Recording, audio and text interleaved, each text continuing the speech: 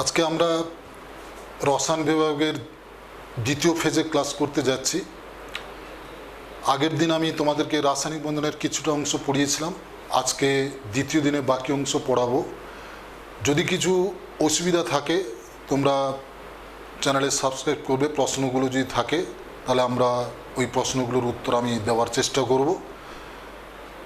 আমি আজকে রাসায়নিক বন্ধনের যে বাকি অংশটা আজকে তোমাদেরকে পড়াচ্ছি, 11-এর রাসায়নিক বন্ধনের দ্বিতীয় অংশটা। তাহলে রাসায়নিক বন্ধনের আমরা আগের অংশ পড়েছিলাম, এখন আমরা দ্বিতীয় অংশটা বলছি। দেখো, আমরা সমযোজী যৌগগুলো তৈরি করেছিলাম।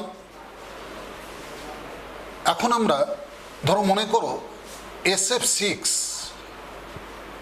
PCl5 এই সকল যৌগের যদি আমরা ইলেকট্রন ডট গঠন দেখাই, তখন আমরা দেখতে পাবো যে পরমাণুটা, যে কেন্দ্রীয় পরমাণুর তাদের ইলেকট্রন অষ্টক পূর্তির চেয়ে বেশি হয়ে যাচ্ছে, অষ্টক পূর্তির চেয়ে। যেরকম দেখো সালফার এস, সালফারের বাইরের কক্ষে কটা ইলেকট্রন আমরা জানি না? 6টা ইলেকট্রন বাইরের কক্ষে।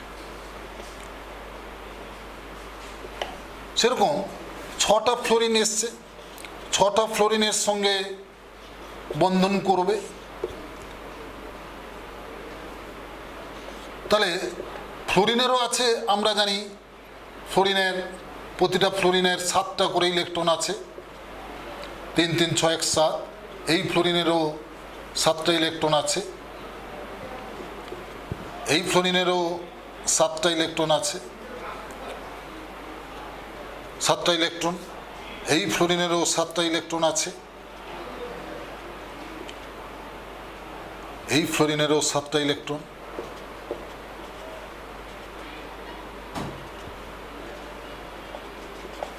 এই ফ্লোরিনেরও 7টা ইলেকট্রন আছে। এই এবারে কি করছে, এইখানে দেখো এই সালফার এরা ইলেকট্রন জোড় গঠন করছে।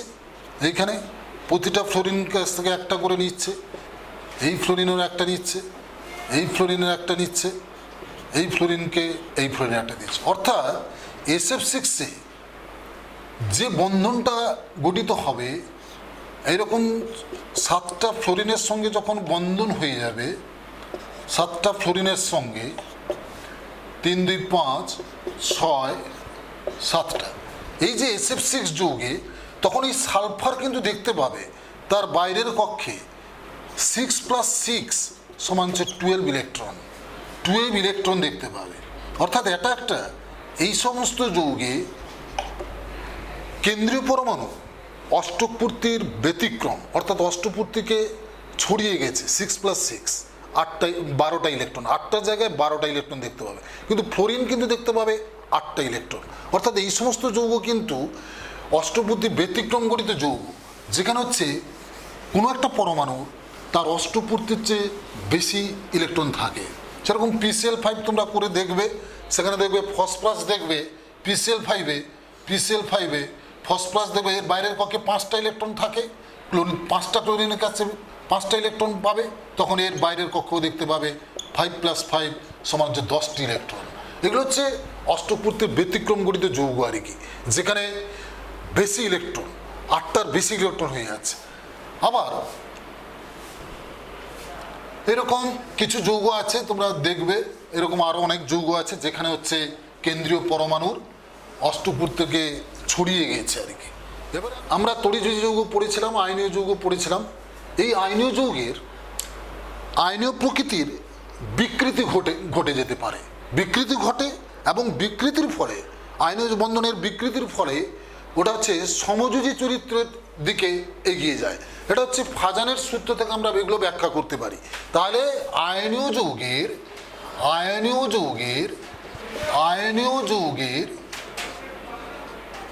বিকৃতি, আয়নীয় যৌগের বিকৃতি ফাজানের সূত্র।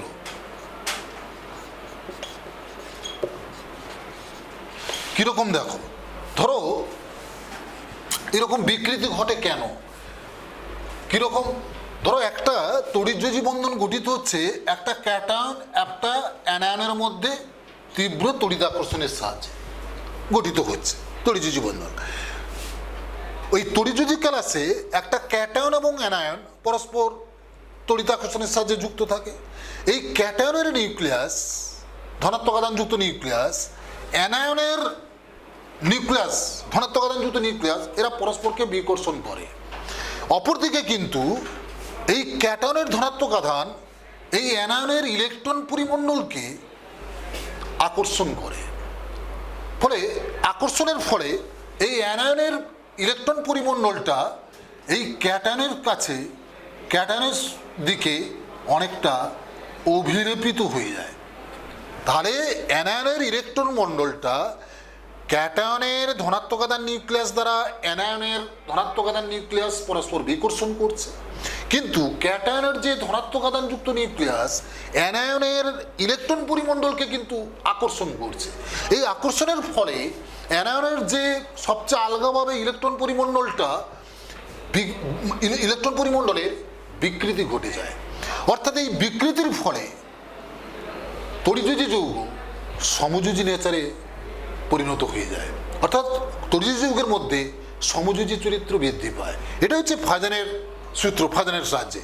অর্থাৎ এই ক্যাটায়নের মানে ধনাত্মক আধানযুক্ত ক্যাটায়নের নিউক্লিয়াস দ্বারা এই ক্যাটায়নের নিউক্লিয়াস দ্বারা অ্যানায়নের ইলেকট্রন পরিমণ্ডলের এই যে বিকৃতি হওয়ার এই ঘটনাটাকে এইটাই বলা হচ্ছে পোলারাইজেশন। অর্থাৎ ক্যাটায়নের দ্বারা ইলেকট্রন পরিমণ্ডলের বিকৃতি ঘটে যাচ্ছে, অর্থাৎ অ্যানায়নের ইলেকট্রন পরিমণ্ডলটা ক্যাটনের সঙ্গে অভিলোপিত হয়ে যাচ্ছে। অভিলোপনের ফলে একটা তড়িৎযোজী যৌগ কিছুটা হলেও সমযোজী যৌগে নেচারে চলে যাচ্ছে। এইটা হচ্ছে এই যে ক্যাটায়ন দ্বারা অ্যানায়নের ইলেকট্রন, ওই যে ক্যাটায়ন যে অ্যানায়নের ইলেকট্রন পরিমণ্ডলকে যে বিকৃতি করছে এটাকে বলা হচ্ছে ক্যাটায়নের ধ্রুবায়ন, মানে ধ্রুবায়ন ক্ষমতা, অর্থাৎ পোলারাইজেশন, ক্যাটায়নের ধ্রুবায়ন ক্ষমতা। আর এই যে অ্যানায়নের পরিমণ্ডল ক্যাটায়ন দ্বারা বিকৃতি ঘটার এই প্রবণতাটাকে বলা হচ্ছে ধ্রুবীয়তা। তাহলে পোলারাইজেশন পাওয়ার অর্থাৎ ধ্রুবায়ন ক্ষমতা, ক্যাটায়নের ধ্রুবায়ন ক্ষমতা, এটা আমরা বলতে পারি ফাই দ্বারা ব্যাখ্যা করতে পারি। ফাই ইজুকাল টু হচ্ছে ক্যাটায়নের ধ্রুবায়ন ক্ষমতা, ফাই ইজুকাল টু ক্যাটায়নের আধান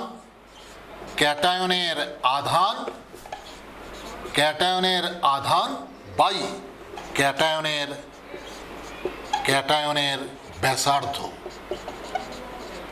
অর্থাৎ পোলারাইজেশন পাওয়ার, ক্যাটায়নের বিকৃতি করার যে ক্ষমতাটা তাটা নির্ভর করছে ক্যাটায়নের আধানের উপর ডিভাইডেড বাই ক্যাটায়নের ব্যাসার্ধ, এই পোলারাইজেশন পাওয়ার। অর্থাৎ আমরা বলতে পারি ফ্যাজনের সূত্র দ্বারা আমরা বলতে পারি যদি কোনো ক্যাটায়নের আকার যত ছোট হবে, যদি ক্যাটায়নের আকার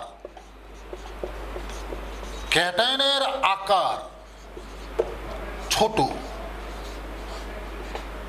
ক্যাটায়নের আকার যদি ছোট হয় তখন কি হচ্ছে সেই ক্যাটায়নটা অ্যানায়নের ইলেকট্রন পরিমণ্ডলকে বেশি পরিমাণ বিকৃতি ঘটাবে।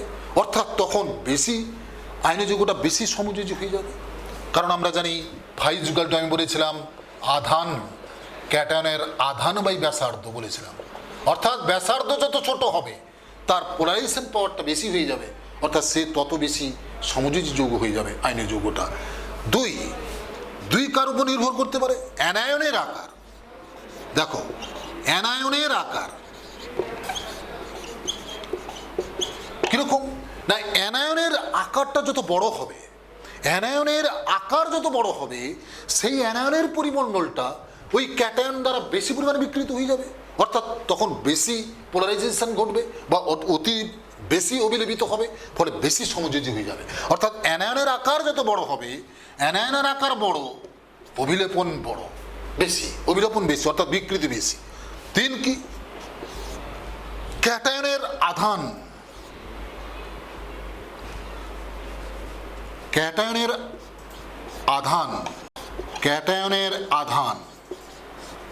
দেখো ক্যাটায়নের আধান যত বেশি হবে তত কিন্তু সেই অ্যানায়নের পরিমণ্ডলকে বেশি পরিমাণ বিকৃতি ঘটাবে, অর্থাৎ তড়িৎ যৌগটা বেশি সমযোজী নেচারে চলে যাবে।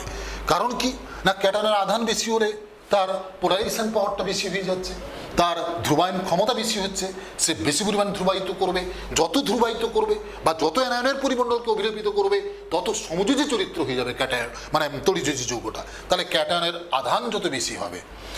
চার কি না, একটা ক্যাটায়নের কোনো একটা ক্যাটায়নের বাইরের কক্ষে 8টি ইলেকট্রনের চাইতে যদি 18টা ইলেকট্রন যুক্ত হয়, কোনো ক্যাটায়নের বাইরের কক্ষে যদি 8টি ইলেকট্রনের চাইতে যদি 18টি ইলেকট্রন হয়, তখন সেই ক্যাটায়নটা কিন্তু অ্যানায়নের ইলেকট্রন পরিমণ্ডলকে অধিকতর বিকৃতি ঘটাবে, অর্থাৎ সেই যৌগটা তত বেশি সমযোজী নেচারে চলে যাবে।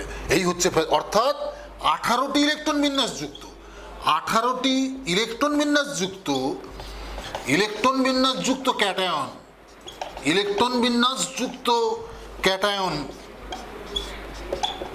ক্যাটায়নের বিকৃতি ক্ষমতা বেশি, বিকৃতি পাওয়ার পিওডব্লিউআর পাওয়ার বেশি, এই তখন বেশি সমযোজী হবে। তাহলে যেটা আমরা বলছিলাম, কোনো একটা আয়নীয় যৌগ কতটা সমযোজী হবে সেটা ডিপেন্ড করছে ফ্যাজানের সূত্র থেকে।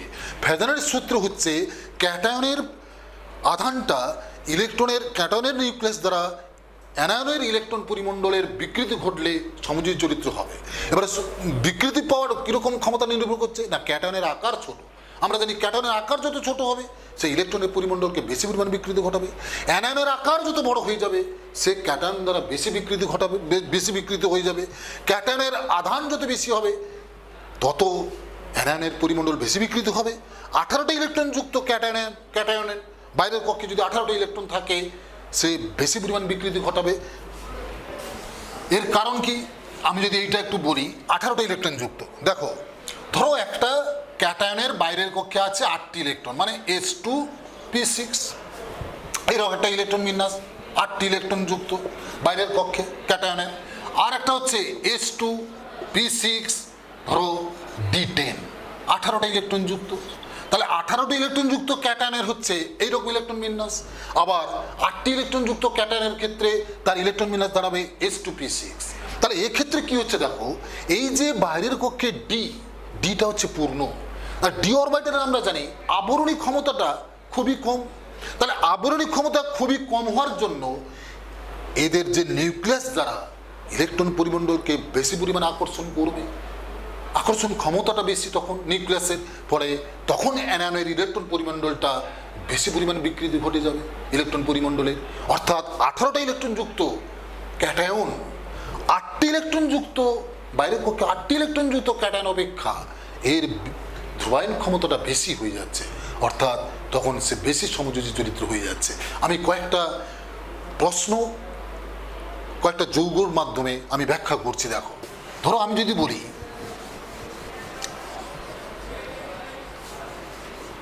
ধরো বললাম NaCl এবং KCl, একটা প্রশ্ন বলছি, NaCl এবং KCl এরা দুজনেই তড়িৎযোজী যৌগ আমরা জানি, কিন্তু কে বেশি তড়িৎযোজী? আমি যদি বলি কে বেশি তড়িৎযোজী, দেখো এই যে দুজনেরই অ্যানায়ন, ক্যাটায়নের হচ্ছে Na+, আর অ্যানায়ন হচ্ছে Cl-, এর ক্ষেত্রে ক্যাটায়ন হচ্ছে K+, অ্যানায়ন হচ্ছে Cl-। তাহলে দুজনের দেখো অ্যানায়নটা Cl-, অ্যানায়নের আকার দুজনেরই সমান, কিন্তু ক্যাটায়ন হচ্ছে দেখো Na+, K+, অর্থাৎ Na+ এর আকারটা K+ এর আকার অপেক্ষা আমরা জানি খুবই ছোট। Na+, আমরা জানি পর্যায় সারণীতে Na, সোডিয়াম, পটাশিয়াম, অর্থাৎ এই দিকে যতই যাচ্ছি এদের আকার ততটা বৃদ্ধি পাচ্ছে, অর্থাৎ এর আকার কিন্তু ছোট। তাহলে এর আকার ছোট হওয়া মানে এ কিন্তু অ্যানায়নের ইলেকট্রন পরিমণ্ডলকে বেশি পরিমাণ বিকৃতি ঘটাচ্ছে, অর্থাৎ NaCl অপেক্ষা KCl এটা অধিক তড়িৎযোজী।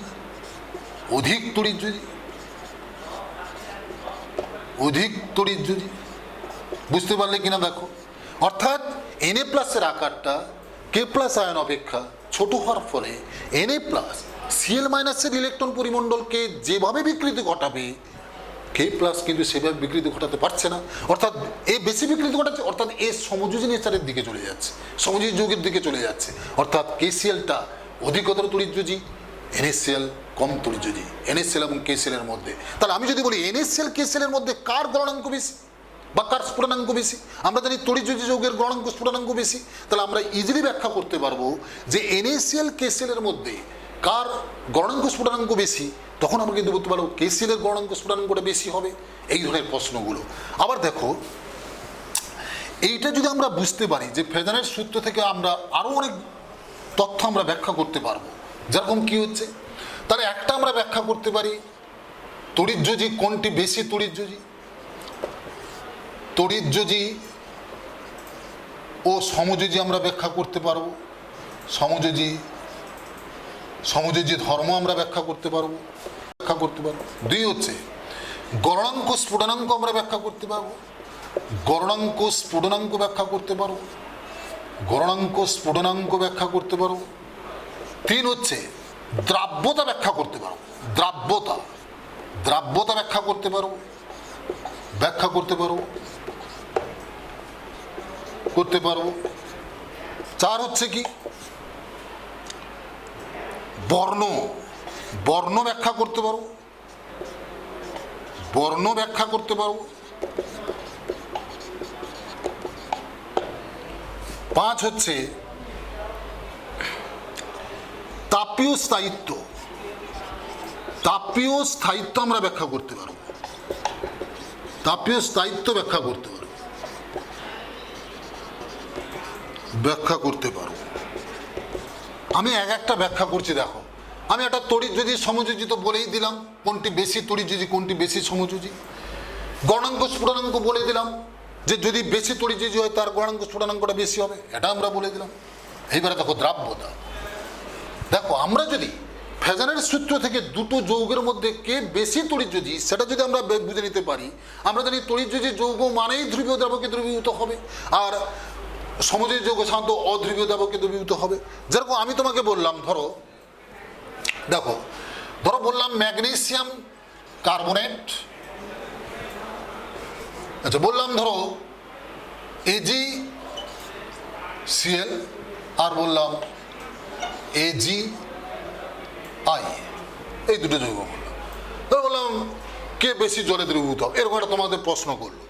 দেখো AgCl AgI আমরা দেখতে পাচ্ছি এখানে দুজনেরই ক্যাটায়ন বেশি, ক্যাটায়ন সমান, ক্যাটায়নের আধান বলো ক্যাটায়নের আকার সমান, কিন্তু অ্যানায়ন এক্ষেত্রে হচ্ছে Cl মাইনাস, এক্ষেত্রে হচ্ছে I মাইনাস। তাহলে দেখো Cl মাইনাসের আকার লেস দেন আয়োডিন মাইনাস। তাহলে এই যে Ag প্লাস, এই Ag প্লাসটা আয়োডিন মাইনাসের ইলেকট্রন পরিমণ্ডলকে যত পরিমাণ বিকৃতি ঘটাবে, এর Ag প্লাস Cl মাইনাসকে ততটা বিকৃতি ঘটাতে পারবে না। আমরা বলেছিলাম যে অ্যানায়নের আকার যত বেশি হবে সে ক্যাটায়ন দ্বারা বেশি বিকৃত হয়ে যাবে, অবিলেপিত হয়ে যাবে। তাহলে এখানে এইটা হচ্ছে সমযোজী নেচার হয়ে যাচ্ছে। তাহলে সমযোজী নেচার হওয়া মানে এটা তো যদিও জলে যদি দ্রবীভূত হয়, এটা কিন্তু জলে দ্রবীভূত হবে না। এইভাবে অর্থাৎ আমি ফেজানের সূত্র থেকে আমি যদি ধরে নিতে পারি কোনটা সমযোজী কোনটা তড়িৎযোজী, তাহলে আমরা দেখে নিব যে তড়িৎযোজী সে সাধারণত ধ্রুবীয় দ্রাবকে দ্রবীভূত হবে, আর এগুলো হচ্ছে অধ্রুবীয় দ্রাবকে দ্রবীভূত হবে। তাহলে দ্রাব্যতা এইভাবে আমরা ব্যাখ্যা করতে পারবো। বর্ণ দেখো AgCl বললো AgCl সাদা, AgI হলুদ, ব্যাখ্যা করো। বললো AgI হলুদ, ব্যাখ্যা করো। দেখো এই ধরনের প্রশ্ন আমরা ফেজানের সূত্র থেকে আমরা ব্যাখ্যা করতে পারবো। কিরকম দেখো এখানেও সেই রকম যেটা বলেছিলাম, Ag প্লাস এদের আধান সমান, আকার সমান ক্যাটায়নের, কিন্তু Cl মাইনাসের আকার অপেক্ষা আয়োডিন মাইনাসের আকারটা বেশি অ্যানায়নের, অর্থাৎ Ag প্লাস আয়োডিন মাইনাসের ইলেকট্রন মহলকে যত পরিমাণ বিকৃতি ঘটাতে পারবে, Cl মাইনাসের ইলেকট্রন পরিমণ্ডলকে ততটা বিকৃতি ঘটাতে পারবে না। অর্থাৎ AgI সমযোজী হয়ে যাচ্ছে, AgCl তড়িৎযোজী প্রকৃতির হচ্ছে, অর্থাৎ তড়িৎযোজী যৌগ মানেই সাধারণত সাদা হয়। তাহলে AgCl সাদা, AgI হলুদ প্রকৃতির হয়ে যাচ্ছে, কারণ এ হচ্ছে সমযোজী নেচারের বেশি হয়ে যাচ্ছে। সমযোজী নেচারটা বেশি হয়ে যাচ্ছে। অর্থাৎ এজি তড়িযোজী হলেও ফাজানের সূত্র থেকে আমরা দেখতে পাচ্ছি এজিসিএল থেকে এজিআই অধিকতর সমযোজী হয়ে যাচ্ছে, পরে এ কিন্তু হলুদ হয়ে যাচ্ছে আর এ সাদা হয়ে যাচ্ছে। তাহলে আমরা বর্ণ এইভাবে ব্যাখ্যা করতে পারবো, তড়িযোজী নেচারটা দেখে নিতে পারবো।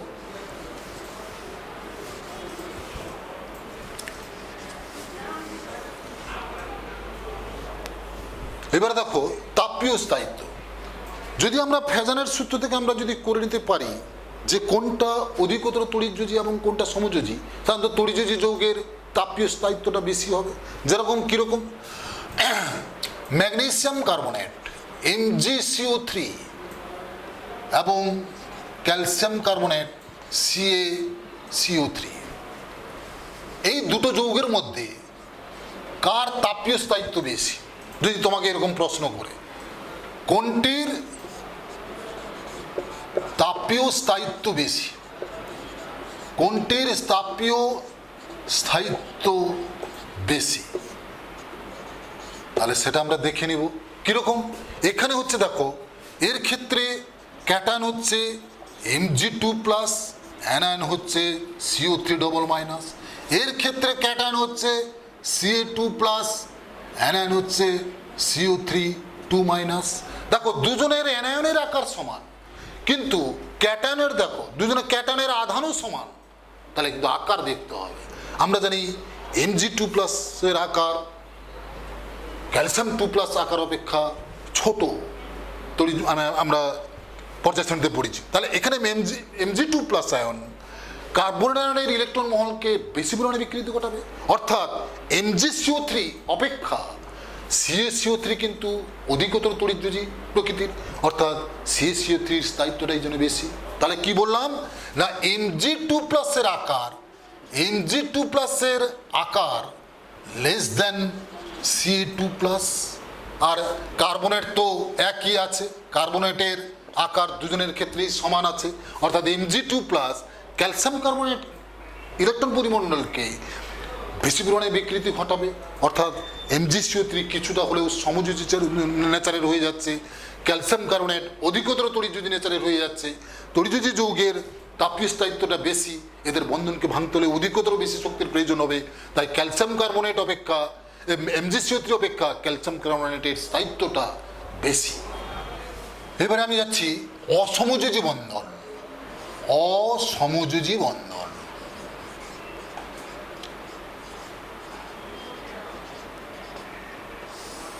অসমযোজী বন্ধন কি না, রাসায়নিক বিক্রিয়ার সময় তখন দুটি পরমাণু অংশগ্রহণ করছে, তখন যে কোনো একটা পরমাণু তার নিঃসঙ্গ ইলেকট্রন জোড়কে অপর একটি পরমাণুকে দান করবে এবং সেই ইলেকট্রন জোড়টা দুজনেই ব্যবহার করে তাদের অষ্টক পূর্তি পূরণ করবে বা নিষ্ক্রিয় গ্যাসের চেহারা লাভ করবে।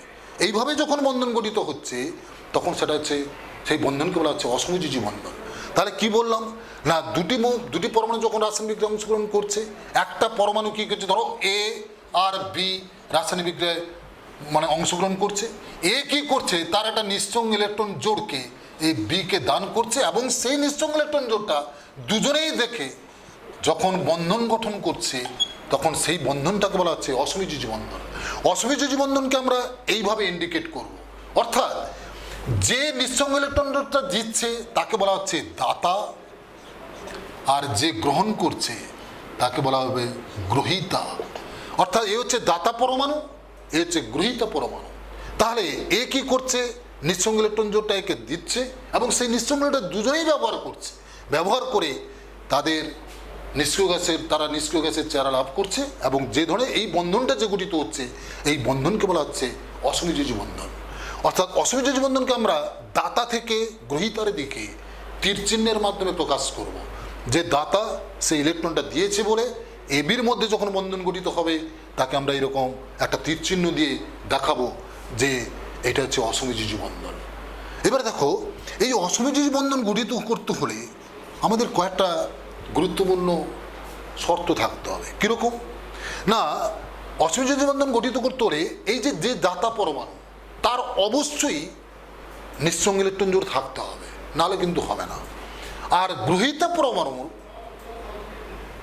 এই ইলেকট্রন জোড়টাকে গ্রহণের জন্য তার ইলেকট্রনের ঘাটতি থাকতে হবে এবং সঙ্গে সঙ্গে সেই সঙ্গে এর খালি উপকক্ষ থাকতে হবে।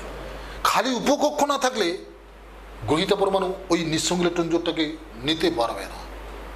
এই হচ্ছে ব্যাপারটা। অর্থাৎ যে দাতা পরমাণু তার নিঃসঙ্গ ইলেকট্রন জোড় থাকতে হবে, আর গ্রহীতা পরমাণু ওই ইলেকট্রন জোড়কে নেওয়ার জন্য খালি অরবিটাল থাকতে হবে, দিলে অসংযোজী বন্ধন গঠিত হবে। যেরকম আমি একটা উদাহরণ দিয়ে দেখাচ্ছি, দেখো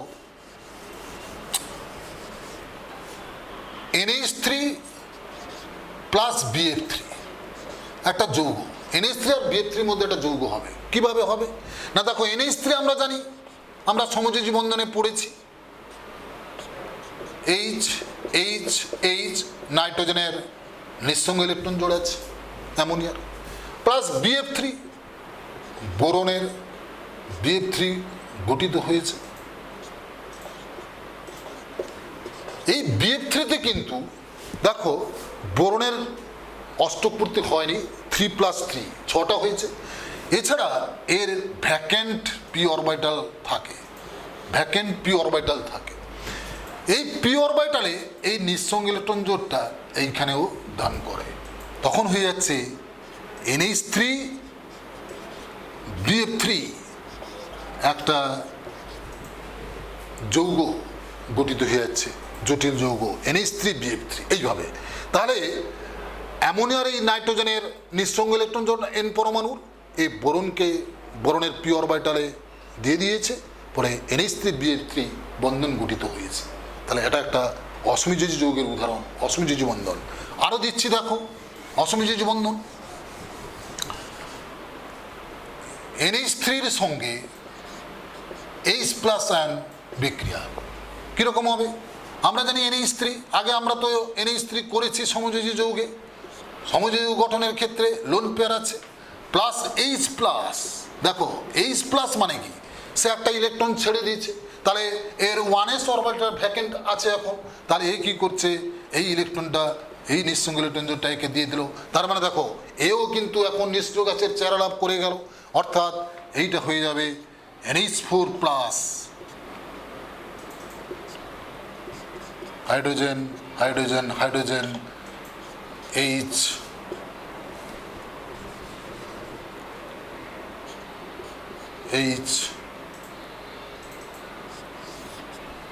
এই প্লাস, এইটা হচ্ছে অ্যামোনিয়াম আয়ন।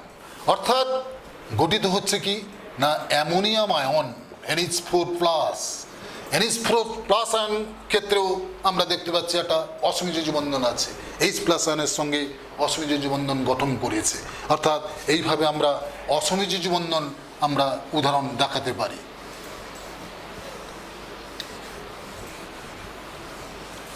তাহলে তোমরা এইটা করে দেখবে, যেরকম দেখো অ্যামোনিয়াম ক্লোরাইড এটা করবে, আরও আছে অ্যামোনিয়াম হাইড্রোক্সাইড, এই সমস্ত যৌগেও মানে আমরা অসমযোজী বন্ধন দেখতে পাবো। আবার এই অ্যামোনিয়াম ক্লোরাইডের মধ্যে সমযোজী বন্ধন আছে, সমযোজী বন্ধন আছে, অসমযোজী বন্ধন আছে, অসমযোজী বন্ধন আছে, এমনকি তড়িৎযোজী বন্ধনও আছে, তড়িৎযোজী বন্ধনও আছে, তড়িৎযোজী বন্ধনও আছে। এবার এইভাবে একটা প্রশ্ন করতে পারে তোমাদেরকে যে এমন একটা যৌগের উদাহরণ দাও যেখানে সমযোজী বন্ধন, অসমযোজী বন্ধন এবং তড়িৎযোজী বন্ধন উভয় প্রকার বন্ধনই উপস্থিত।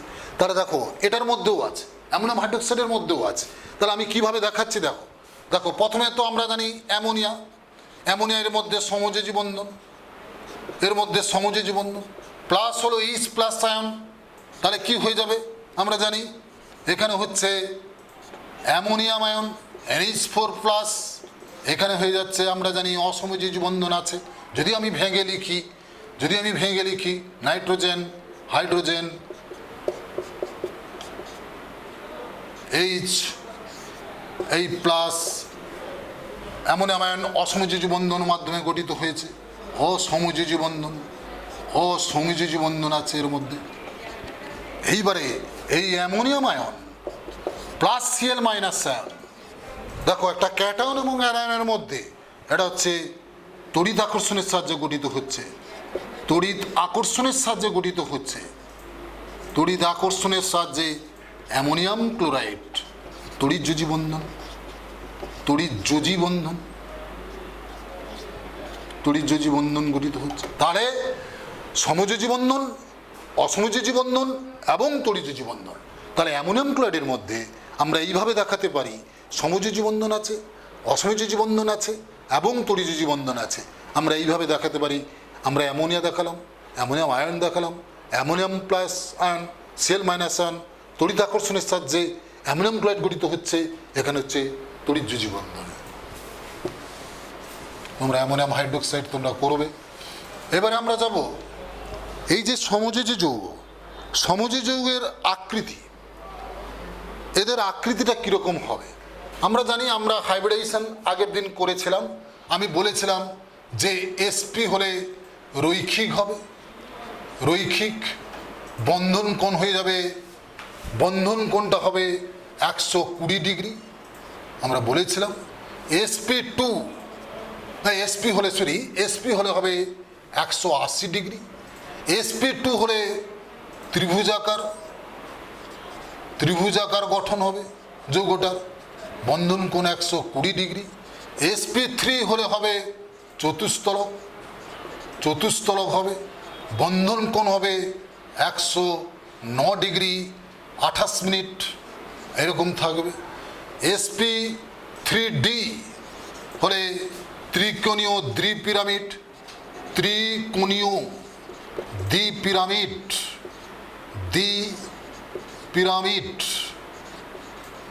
ত্রিকোণীয় দ্বিপিরামিড গঠন হবে। এখানে বন্ধন কোণটা 120 ডিগ্রিও থাকে এবং 90 ডিগ্রি থাকে, 120 ডিগ্রি থাকে এবং 90 ডিগ্রি। SP3D2 অষ্টতলকীয়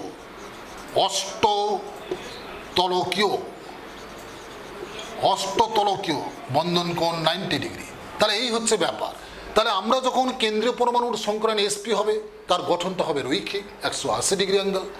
SP2 হলে ত্রিভুজাকার হবে 120 ডিগ্রি, SP3 হলে চতুস্তলক 109 ডিগ্রি 28 মিনিট, SP3D হলে ত্রিকোণীয় দ্বিপিরামিড, বন্ধন কোণ 120-90 ডিগ্রি, SP3D2 হলে অষ্টতলকীয় 90 ডিগ্রি। কিন্তু ভেস্পার থিওরি, আমি যদি ভেস্পার থিওরি ধরি, valency shell electron pair repulsion theory, VSEPR, এই valency shell electron pair repulsion theory যদি আমরা পড়ি, তখন আমরা দেখতে পাবো এই গঠনটা একটা সমযোজী যৌগের গঠন। এই যে কেন্দ্রীয় পরমাণুতে নিঃসঙ্গ ইলেকট্রন জোড় আছে এবং বন্ধন ইলেকট্রন জোড় আছে একটা কেন্দ্রীয় পরমাণুর সঙ্গে, যেরকম ধরো অ্যামোনিয়ার যে আছে, আমরা দেখলাম এই 3টা NH বন্ধন আছে, আরও লোন পেয়ার আছে। এই যে লোন পেয়ার এবং এই যে বন্ধন ইলেকট্রন, এদেরকে বলা হচ্ছে লোন পেয়ার ইলেকট্রন, এগুলোকে বলা হয় বন্ধন pair, bond pair electron. BP এটাকে বলা হচ্ছে LP লোন পেয়ার ইলেকট্রন, আর এটা বলা হচ্ছে BP বন্ড পেয়ার ইলেকট্রন, বন্ধন জোড়ের ইলেকট্রন, বন্ড পেয়ার ইলেকট্রন এইগুলাকে। তাহলে এই যে lone pair bond pair electron, এই লোন পেয়ার বন্ড পেয়ার ইলেকট্রনের মধ্যে একটা বিকর্ষণ হচ্ছে। এই বিকর্ষণের ফলে এদের গঠন কিন্তু পরিবর্তন হয়ে যায় এবং এই বন্ধন কোণের মান কমতেও পারে আবার বাড়তেও পারে। এই বন্ধন কোণের মান কমা বাড়ার উপর এই সমযোজী যৌগের গঠনের, এই যে আমরা দেখতে পাচ্ছি চতুস্তলক হবে, এই যে ত্রিকোণীয় দ্বিপিরামিড হবে, এই গঠনের কিন্তু পরিবর্তন ঘটে। আমি আজকে ভেস্পার থিওরির কয়েকটা গুরুত্বপূর্ণ তথ্য তোমাদেরকে দিচ্ছি। দেখো,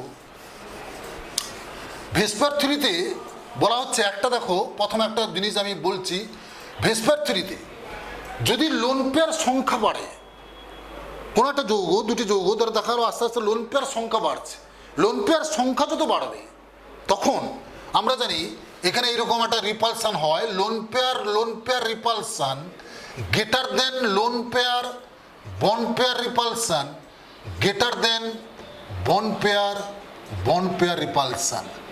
এই যে lone pair repulsion greater than bond pair repulsion greater than lone pair greater than bond pair repulsion. তাহলে লোন পেয়ার সংখ্যা যত বাড়বে তত অণুর গঠন পরিবর্তন এবং অণুর মধ্যে বন্ধন কোণের মানটাও আস্তে আস্তে করে কমতে থাকবে। যেরকম দেখো, ধরো CH4, আমরা জানি CH4 এর কার্বন কিন্তু sp3 সংকরায়ন, এদের বন্ধন কোণ যদি 109°28' হয়, অ্যামোনিয়া দেখো, অ্যামোনিয়ার কিন্তু একটা লোন পেয়ার আছে, এই লোন পেয়ার বাড়ার সঙ্গে কিন্তু sp3 সংকরায়ন, কিন্তু এর বন্ধন কোণ দেখা গেছে 107°28' হয়ে যাচ্ছে। কারণ এখানে লোন পেয়ার বন্ড পেয়ার একটা রিপালশন ব্যাপার এসে যাচ্ছে, এই রিপালশন ক্ষমতাটাকে ও কমাতে চাইবে একটা যৌগ, তাহলে এই লোন পেয়ার বন্ড পেয়ার রিপালশনের জন্য এর বন্ধন কোণ দেখো হ্রাস পেয়ে গেল। আবার দেখো জল H2O, H2O-তে দেখবে তোমরা, আমি আগের দিন শিখিয়ে দিয়েছি, এখানে অক্সিজেনের কিন্তু দুটো লোন পেয়ার থাকে, এও কিন্তু কেন্দ্রীয় পরমাণু অক্সিজেন sp3 সংকরণে আছে, তাহলে গঠন তো চতুস্তলক হওয়া উচিত ছিল, বা বন্ধন কোণ 109°28' হওয়ার কথা ছিল, কিন্তু এখানে দেখা গেছে 104°28'। অর্থাৎ দেখো বন্ধন কোণ কিন্তু আস্তে আস্তে করে হ্রাস পেয়ে যাচ্ছে। বন্ধন কোণ হ্রাস পাওয়া মানে গঠনের কিন্তু বিকৃতি ঘটে যায়।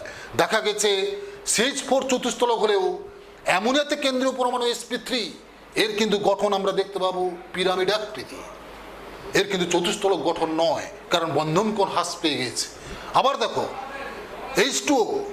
H2O-তে দেখো দুটো লোন পেয়ার হয়ে গেছে, অক্সিজেনের দুটো লোন পেয়ার, এখানে লোন পেয়ার রিপালশনের ব্যাপারটা এসে যাচ্ছে, সেই লোন পেয়ার রিপালশনটাকে কমানোর জন্য এর গঠন কিন্তু চতুস্তলক না হয়ে বা পিরামিডাকৃতি না হয়ে এর হয়ে যাচ্ছে ভি শেপড কৌণিক।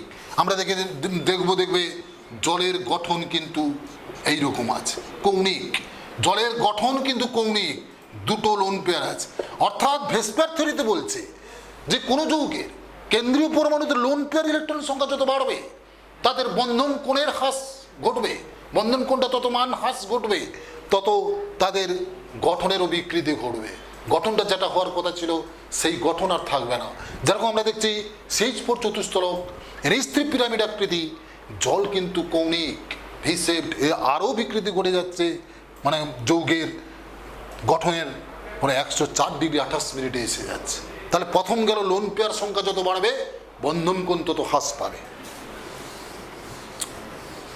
দ্বিতীয় দেখো, ধরো কোনো যৌগের যদি প্রান্তীয় পরমাণু, কোনো যৌগের কেন্দ্রীয় পরমাণু অপেক্ষা প্রান্তীয় পরমাণু যদি অধিক তড়িৎ ঋণাত্মক হয়, তখন বন্ড পেয়ার বিকর্ষণের মান হ্রাস পাবে, বন্ধন কোণ হ্রাস পাবে। কিরকম দেখো, NH3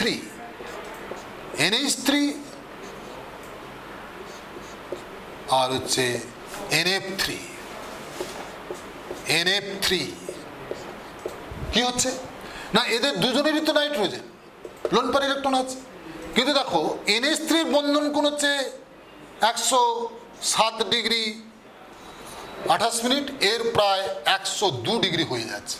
কেন না, এই যে বললাম যারা ভেসপার থিওরিতে বলছে যে যদি প্রান্তীয় পরমাণু অধিক তড়িৎ ঋণাত্মক হয়, দেখো NH3 হাইড্রোজেনের চাইতে ফ্লোরিনের তড়িৎ ঋণাত্মকতা বেশি, ফলে তড়িৎ ঋণাত্মকতা বেশি হওয়ার ফলে প্রান্তীয় পরমাণুর তড়িৎ ঋণাত্মকতা বেশি হওয়ার ফলে ভেসপার থিওরিতে বলছে, দ্বিতীয় সূত্রতে বলা হচ্ছে প্রান্তীয় পরমাণুর যদি তড়িৎ ঋণাত্মকতা বেশি হয় তখন বন্ড পেয়ার রিপালশন বিকর্ষণ হ্রাস পেয়ে যায়, হ্রাস পায়, ফলে বন্ধন কোণ হ্রাস পাবে, বন্ধন কোণ হ্রাস পায়।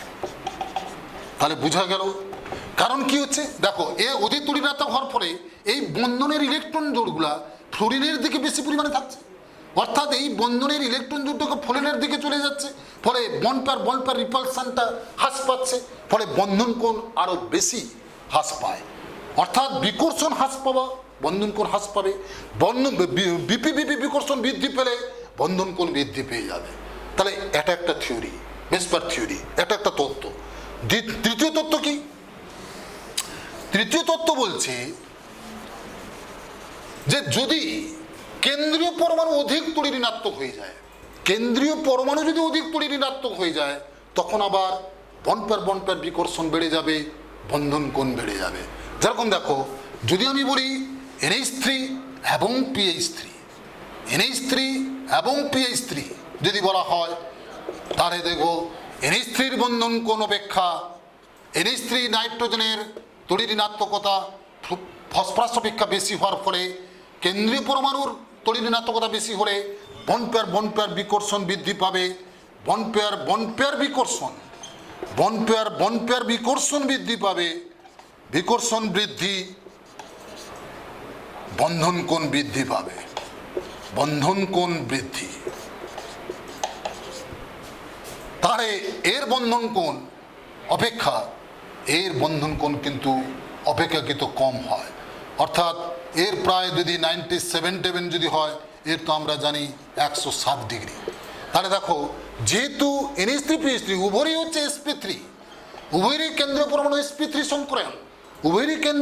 sp3 সংকরায়ন, কিন্তু নাইট্রোজেনের তড়িৎ ঋণাত্মকতা ফ্লোরিনের অপেক্ষা বেশি হওয়ার ফলে অ্যাকর্ডিং টু ভেসপার থিওরি, তাহলে কি হচ্ছে না, তখন বন্ধন বিকর্ষণ বলটা বেশি হয়ে যাবে, ফলে বন্ধন কোণটা বৃদ্ধি পেয়ে যাবে। অর্থাৎ NH3 বন্ধন কোণ অপেক্ষা PH3 বন্ধন কোণ কিন্তু কম। এটা একটা থিওরি। এবারে দেখো, যদি কোনো একটা যৌগের, মনে করো আমরা যদি এইরকম বলি F2O Cl2O, এইটা দেখো, তাহলে কার ক্ষেত্রে বন্ধন কোণটা মানে বেশি হওয়া উচিত ছিল না এইটা? কারণ দেখো, ও এফ আবার ও সিএল, এইটা তাই তো। তাহলে আমরা বলেছিলাম না, এই থিওরিতে বলেছিল যে মানে প্রান্তীয় পরমাণু যদি অধিক তড়িৎ ঋণাত্মক হয়, তখন বন্ড পেয়ার বিকর্ষণটা হ্রাস পাবে, বন্ধন কোণ মানে হ্রাস পাবে। কিন্তু যদি, তাহলে এখানে তো ক্লোরিনের তো ইয়ে আছে, ধরো H2O আমি যদি এর সঙ্গে OF যদি আমি বলি এরকম OF2, তাহলে এখানে কি হচ্ছে, কিন্তু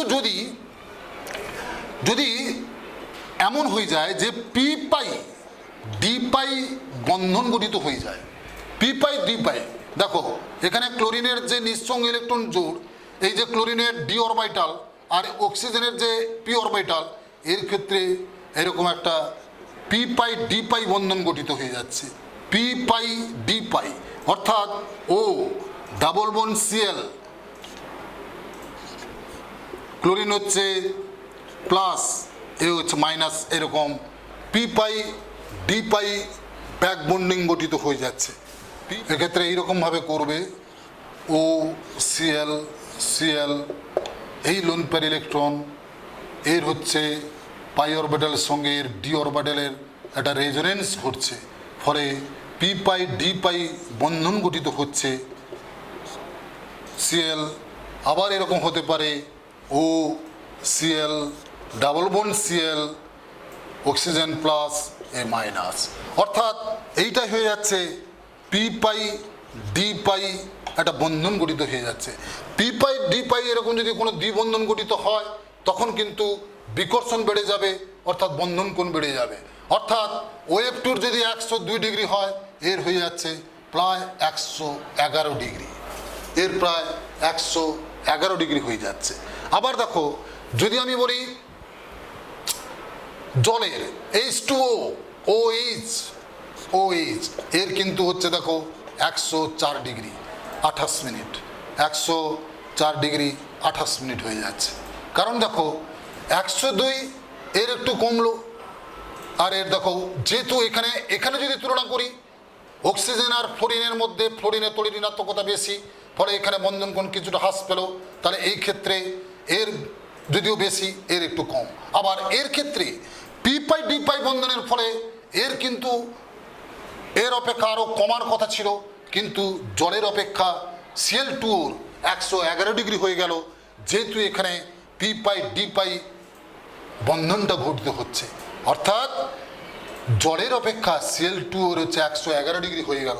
যদিও ক্লোরিনের তড়িৎ ঋণাত্মকতা বেশি ছিল, আমরা জানি প্রান্তীয় পরমাণুর তড়িৎ ঋণাত্মকতা বেশি হলে তার কিন্তু বন্ধন কোণটা কমে যাওয়ার কথা ছিল, কিন্তু এখানে পি পাই ডি পাই বন্ধন গঠনের ফলে পি পাই ডি পাই বন্ধন যদি গঠিত হয়, তখন কিন্তু আবার বন্ধন কোণটা বেড়ে যাবে। পি পাই ডি পাই বন্ধন গঠিত হলে এর বন্ধনটা আরও বেড়ে যাবে। এই জন্য দেখো F2 102 ডিগ্রি, জলের 104 ডিগ্রি, এর কিন্তু দেখো 111 ডিগ্রি হয়ে যাচ্ছে। তাহলে এইভাবে আমরা ব্যাখ্যা করতে পারবো। তাহলে আজকে আমরা সমযোজী বন্ধনের আকৃতি বা তার গঠন, তার বন্ধন কোণ, ভেসপার থিওরি পর্যন্ত পড়ালাম। পরের দিন আমি আবার বাকি অংশ তোমাদের হাইড্রোজেন বন্ধনটা, রাসায়নিক বন্ধনের সেই অংশটা পড়াবো।